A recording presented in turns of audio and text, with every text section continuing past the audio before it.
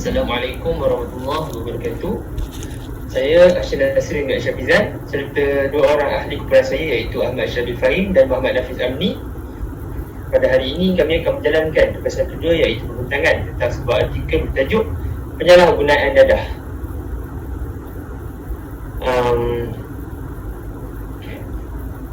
Keutuhan wacana dalam penulisan terbahagi pada 4 iaitu keutuhan semantik, keutuhan leksikal, keutuhan gramatikal dan keutuhan fonologi. Yang pertama, keutuhan semantik. Semantik adalah bidang yang mengkaji makna dalam bahasa. Dan semantik juga merupakan hubungan sebab dan akibat hubungan, sebab dan hasil hubungan, sebab dan tujuan. Okey, so secara umumnya keutuhan semantik bermaksud kajian berkenaan frasa, ayat atau perkataan dalam bahasa. Antara contohnya adalah contoh hubungan semantik adalah yang pertama yang terdapat pada artikel, penagihan candu di kalangan buruh Cina menyebabkan kemasukan bahan berbahaya itu menjadi tidak terkawal di tanah Melayu sehingga memaksa kerajaan Inggeris mengawal kemasukan dan penjualan candu pada tahun 1910. Ini adalah contoh keutuhan semantik yang pertama pada artikel. Contoh yang kedua, keutuhan semantik ialah sikap tidak prihatin atau tidak ambil peduli ini boleh membawa pengaruh kepada diri pelajar untuk mencuba dadah apabila ramai di kalangan rakan sebaya yang terlibat dengan penyalahgunaan dadah.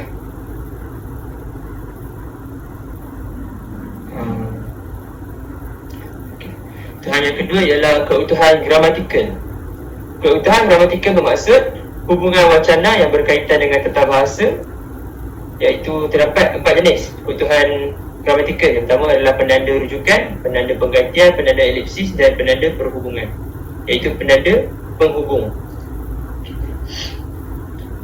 Contoh keutuhan gramatikal pada artikel ini ialah yang pertama sekali, dapatan kajian tersebut menunjukkan bahawa responden mengakui sering diajak rakan untuk melepak di pusat membeli belah dan turut bersetuju bahawa rakan lebih memahami masalah mereka berbanding ahli keluarga sendiri.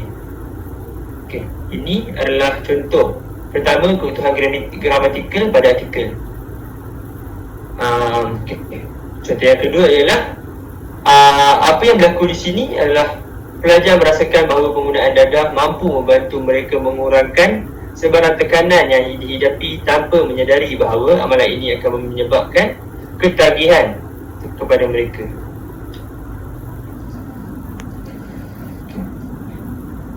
Bagi keutuhan leksikal, saya menyebut sahabat saya iaitu Nafiz Amni untuk menyambung.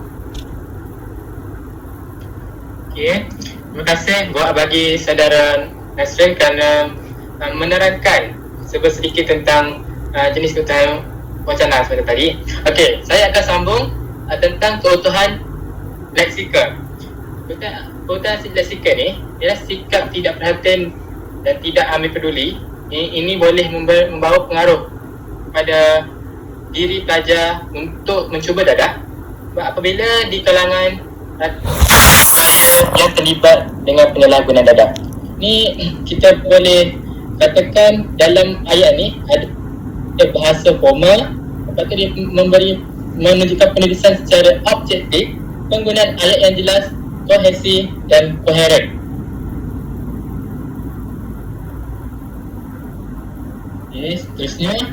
Okay, ni ada contoh lagi tentang keutuhan leksikal terdapat pada artikel. Okay, menurut Ibrahim pada tahun 1997, penagihan dadah bukan sahaja golongan berpendapatan rendah, bahkan telah merebak kepada golongan yang lebih mewah dan merentasi umur dan jantina.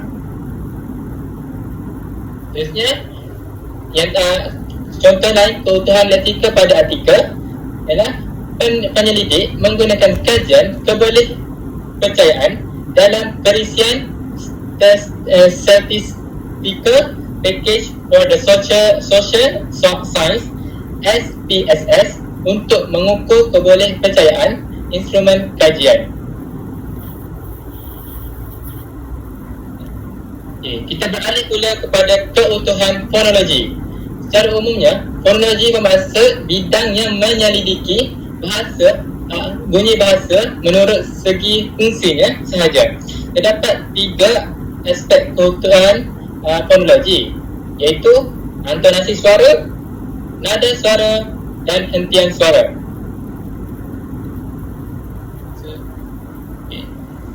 Saya akan bagi pematangan ini kepada rakan saya, iaitu saudara Syabir.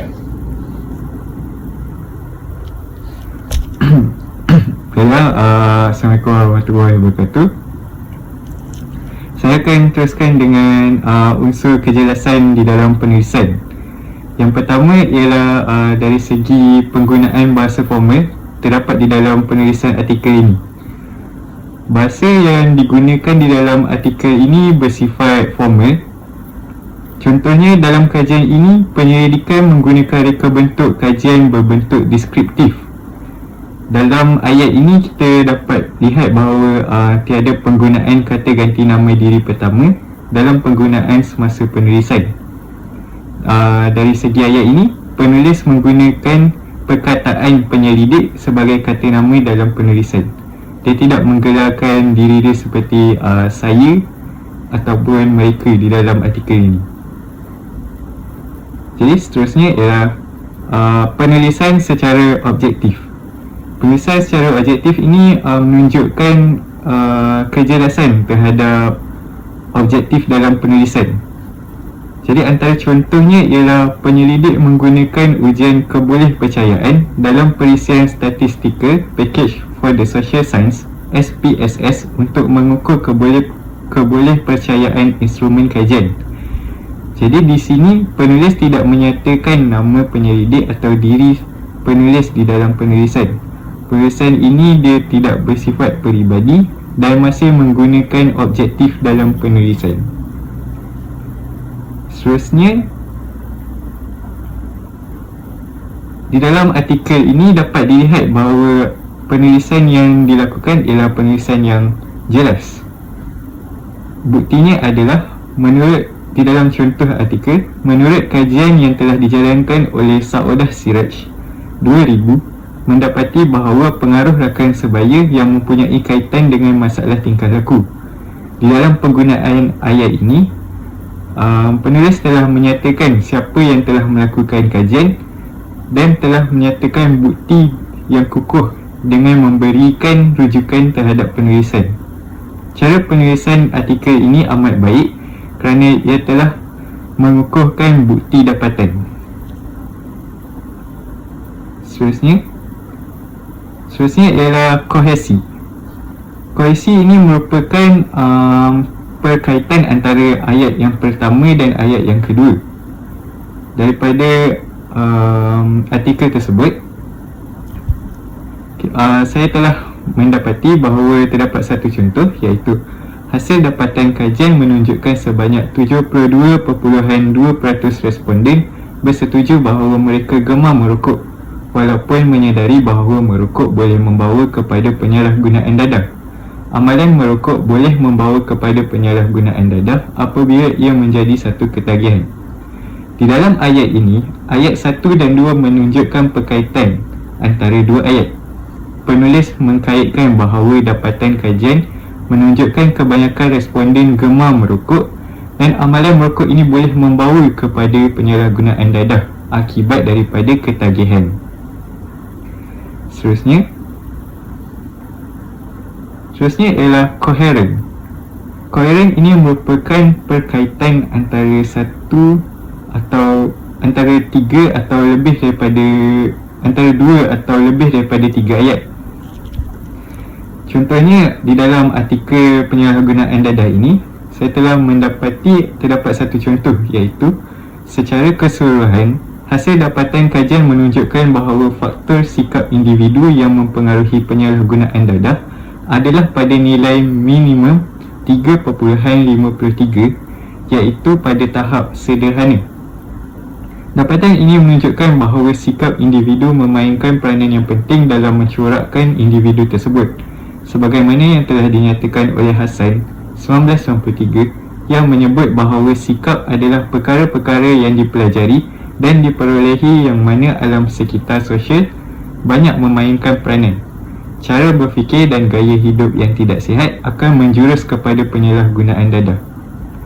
Di dalam ayat ini, penulis membuat pernyataan bahawa hasil kajian ini amat jelas. Penulis telah memberikan huraian beserta bukti yang kukuh bagi mengukuhkan fakta yang telah penulis nyatakan. Seterusnya saya akan berikan kepada Muhammad Nafis Amni untuk menyatakan tentang bahagian sumber rujukan. Okey, terima kasih kepada saudara Syadir. Jadi saya akan teruskan lagi dengan mengulas tentang sumber rujukan. Okay, sumber rujukan ni di Malaysia kita menggunakan sistem rujukan APA. Kita kena tahu apakah itu sistem APA. Okay, APA ni merupakan singkatan kepada American Psychological Association. Itu merupakan gaya rasmi dalam menyenaraikan rujukan dan citasi. Untuk pengetahuan semua, sistem APA ni adalah sistem yang paling banyak digunakan. Selain daripada sistem APA ni, terdapat juga gaya rujukan yang lain, termasuklah Harvard Style, MLA Style dan Chicago Style. Okay, dalam untuk sistem rujukan APA, kita guna dua je, iaitu rujukan dalam teks iaitu citation dan suntingan daripada teks iaitu sedutan kata atau prapasa. Terusnya, okey, mengapakah kita perlu membuat rujukan? Ini adalah beberapa tujuan kita membuat rujukan. Dan satunya, kita memberi ruang kepada penyelidik yang berminat untuk membuat pembacaan dan penyelidikan dengan lebih lanjut. Seterusnya, ia memberi penghargaan kepada penulis atas sumbangan teori dan pendapatannya. Maklumlah, kita menggunakan teori dan pandangan daripada penulis tersebut untuk menghasilkan penulisan ilmiah yang menarik. Okey, seterusnya, membuktikan kesahihan sesuatu penyelidikan yang dibuat. Jadi, dengan adanya rujukan, kita dapat mengesahkan bahawa penulisan ilmiah tersebut berasaskan daripada kajian dan juga teori-teori yang sahih. Seterusnya, menampakkan sumber yang digunakan adalah berkaitan dengan topik penyelidikan. Maklumlah, jika kita membuat penulisan ilmiah ni, kita kena ada topik penyelidikan yang bersesuaian. Jadi sumber rujukan ni boleh menjadi kaitan pada topik penyelidikan kita tu tadi. Okay, seterusnya, senarai ini dapat menghindarkan penggunaan nota kaki.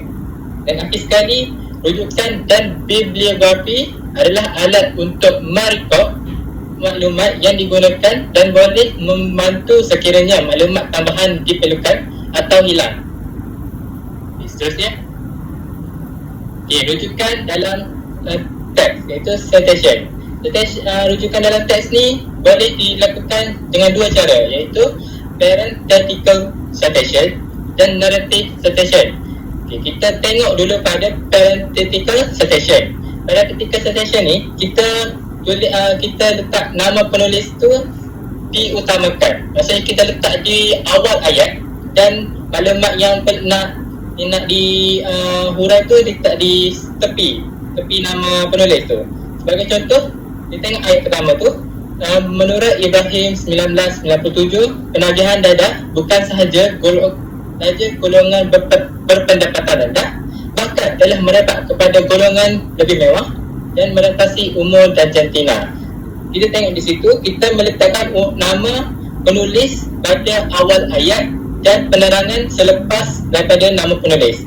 Okay, untuk narrative citation, kita meletakkan info fakta diutamakan. Maksudnya kita letak fakta di hadapan dan nama penulis di belakang. Sebagai contoh, kita tengok ayat yang pertama, deskriptif merujuk kepada kaedah statistik untuk menerangkan ciri-ciri suatu kumpulan sampel, iaitu kita letak kurungan Muhammad Najib 1999. Kita dapat lihat kita meletakkan fakta dahulu, baru kita meletakkan nama penulis. Seterusnya.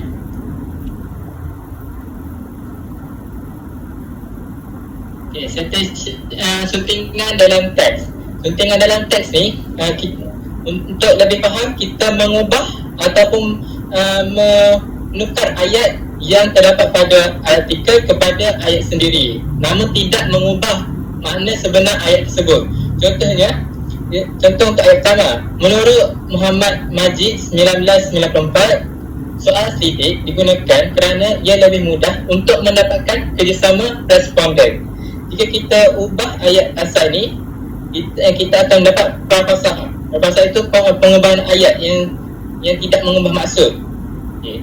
Prapasal untuk ayat tadi, penggunaan kaedah soal selidik dilaksanakan lebih mudah untuk memperoleh sinergi daripada responden. Dalam itu penulis dia Muhammad Majid BN 1994.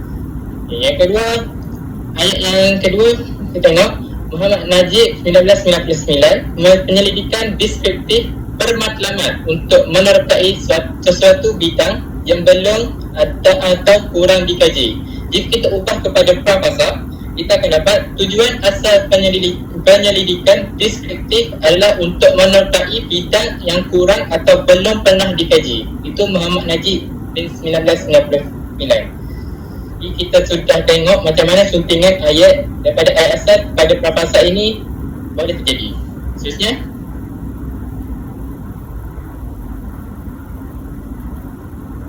Okay.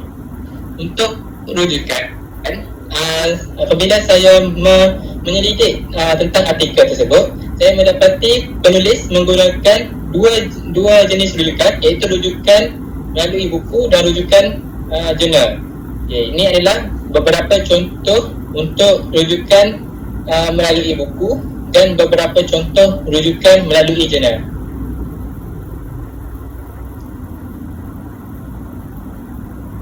Okay, sahaja daripada kami.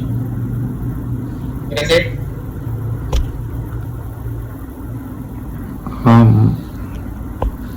Boleh kita kembali kepada bahagian kejelasan pada penulisan tak?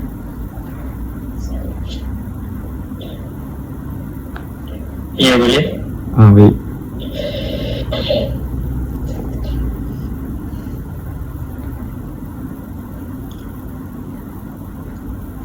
Okey. Saya nak bahagian coherent.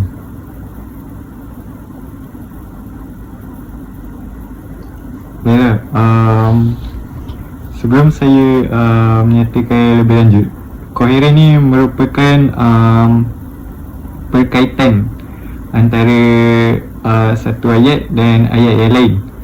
Jadi coherent ni dia daripada ayat yang pertama, ayat yang kedua sehinggalah ayat yang seterusnya. Dalam satu perenggan tersebut, ia telah berkait dan penuh dengan huraian serta bukti yang jelas. Dalam penulisan akademik, kita memerlukan penulisan secara koheren ini kerana ia dapat menjadikan penulisan itu lebih jelas dan lebih mudah difahami oleh pembaca. Untuk kita menguatkan dan mengukuhkan bukti, kita memerlukan rujukan. Rujukan amat penting dalam penulisan akademik kerana ia dapat mengukuhkan fakta dan penyelidikan yang telah kita lakukan. Di samping itu juga dari segi penyataan statistik juga amat penting di dalam penulisan ilmiah ataupun penulisan akademik ini kerana ia dapat memudahkan kita untuk menganalisis sesuatu perkara tersebut dan juga penyelidikan tersebut. Boleh pergi ke bahagian formal, bahasa formal.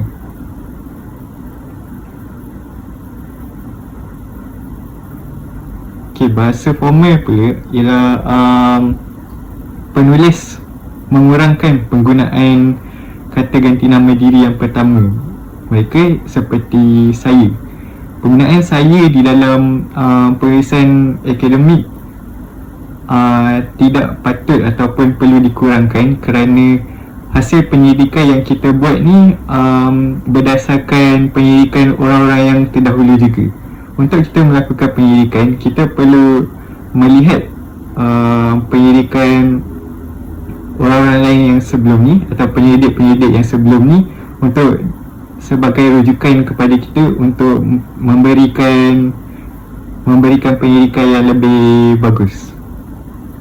Boleh pergi ke bahagian pengesahan yang jelas. Okey, penyelesaian yang jelas. Penyelesaian yang jelas ini ia menyatakan sesuatu perkara itu dengan jelas. Contohnya apabila ia berkata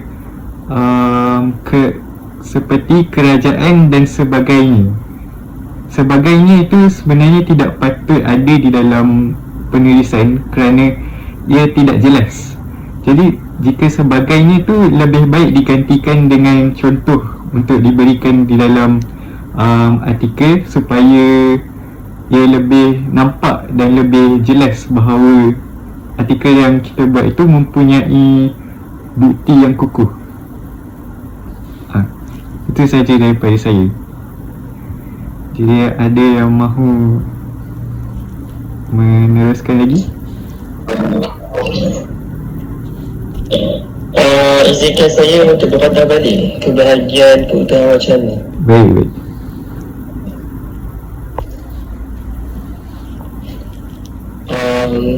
Di sini saya ingin menerangkan kepentingan untuk kita mengetahui keutamaan keutamaan wacana tersebut. Tapi sebelum itu, saya ingin menerangkan terlebih dahulu apa itu keutamaan wacana. Okey. Keutamaan wacana ni adalah satu aspek yang penting kerana ia menentukan apakah sesuatu itu boleh dianggap sebagai wacana atau hanya merupakan kumpulan ayat yang tidak teratur. Apakah ciri-ciri wacana yang baik? Wacana yang baik hendaklah mempunyai dua ciri. Yang pertama ialah kesatuan dan yang kedua ialah pertautan. Apa itu kesatuan? Kesatuan ialah setiap bahagian atau unsur dalam wacana yang mempunyai hubungan ID tajuk atau jadual yang menjadi latar wacana tersebut. Pertautan pula ialah pertautan pula ialah hubungan antara unsur-unsur bahasa seperti kata hubung, penanda wacana, kata rujukan dan sebagainya yang berfungsi untuk menyambung bahagian-bahagian dalam wacana tersebut. Keutamaan wacana yang terbaik hendaklah mempunyai pertautan dan kesatuan. Apakah kepentingan untuk kita mengetahui satu keutamaan wacana ini? Yang pertama ialah agar kita semua dapat menyampaikan maklumat yang hendak tersampaikan dengan lebih jelas dan agar tiada maklumat yang akan tercicir, dan juga agar tidak ada kesalahfahaman dan kecelaruan akan berlaku semasa proses penyampaian maklumat. Saya ingin pergi ke keutamaan semantik. Saya ingin bertanyakan kepada saudara Nafis, apakah yang anda fahami daripada keutamaan semantik ini?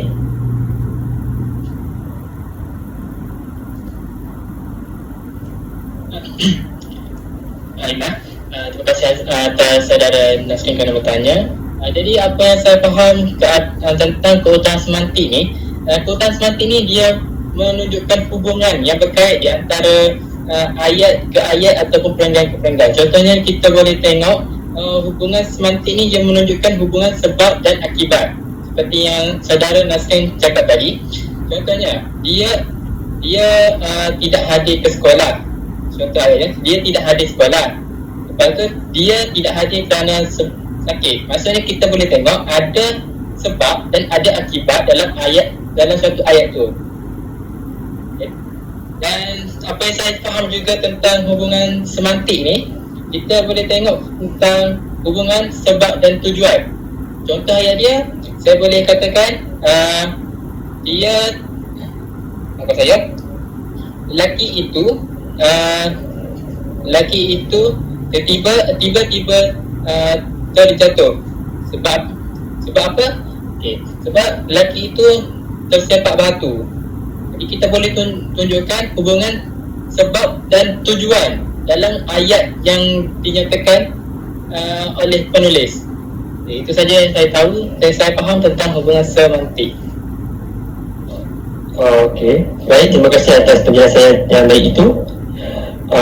Okey, so keutamaan semantik ini ialah di mana dia menggabungkan ayat ke ayat dan perenggan ke perenggan dan juga menceritakan tentang kesinambungan atas apa yang berlaku. Okey, yang seterusnya saya ingin bertanya kepada saudara Syabil tentang apakah itu keutuhan gramatikal. Baiklah, keutuhan gramatikal ni merupakan berkaitan dengan tata bahasa. Contohnya seperti penanda untuk rujukan, untuk kata penggantian dan juga kata penghubung. Jadi keutuhan gramatikal ini amat penting bagi menjelaskan dengan lebih terperinci tentang suatu perkara dan juga menjadikan suatu ayat itu menjadi lebih gramatis dengan menggunakan gramatikal. Contohnya penanda penghubung,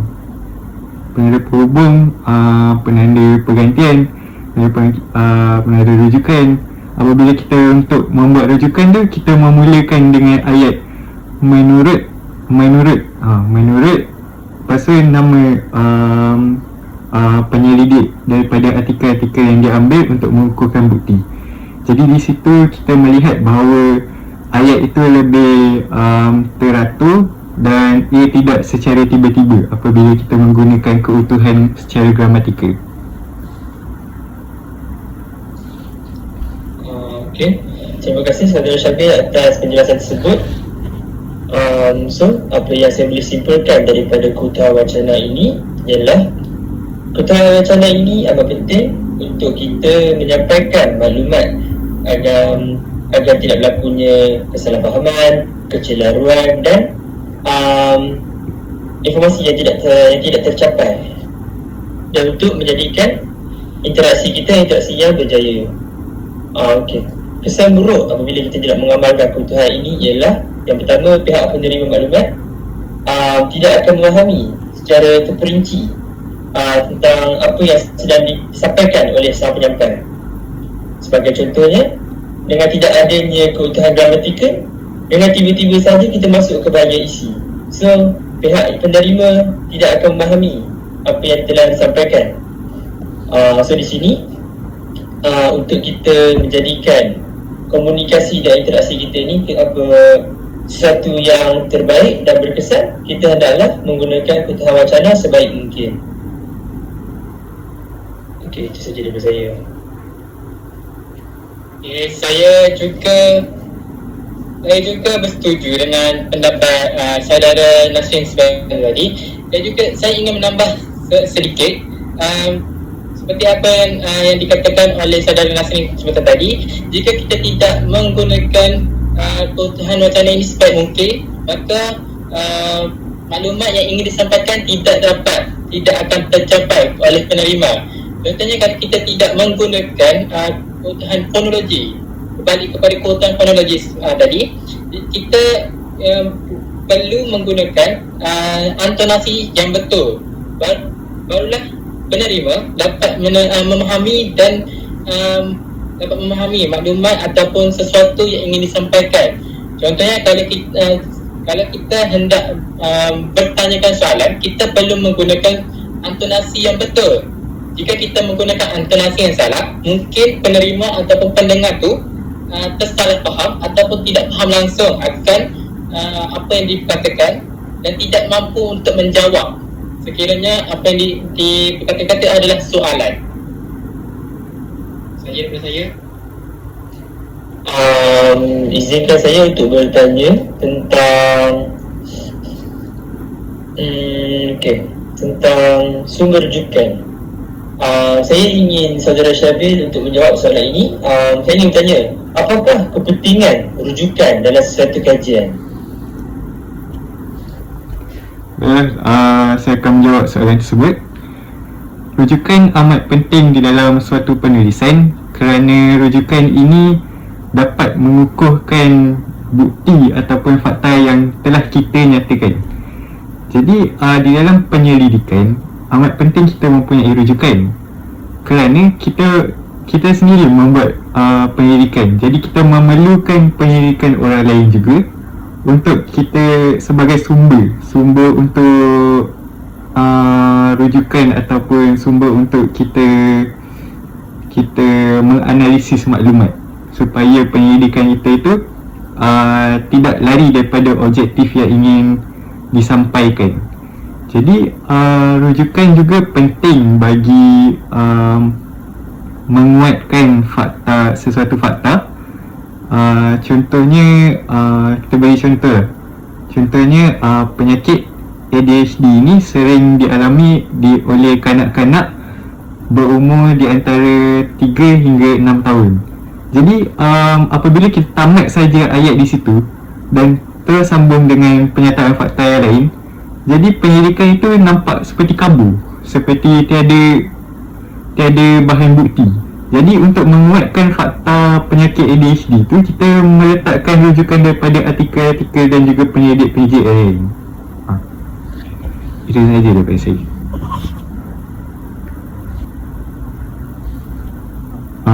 Baiklah, saya rasa sampai di situ saja. Saya akan simpulkan tentang pembentangan kita ni.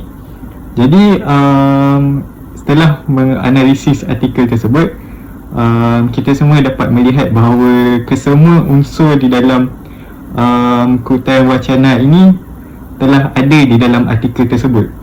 Yang pertama ialah dari segi penggunaan wacana, yang kedua adalah segi kejelasan di dalam artikel, dalam penulisan, dan yang ketiga ialah daripada sumber rujukan.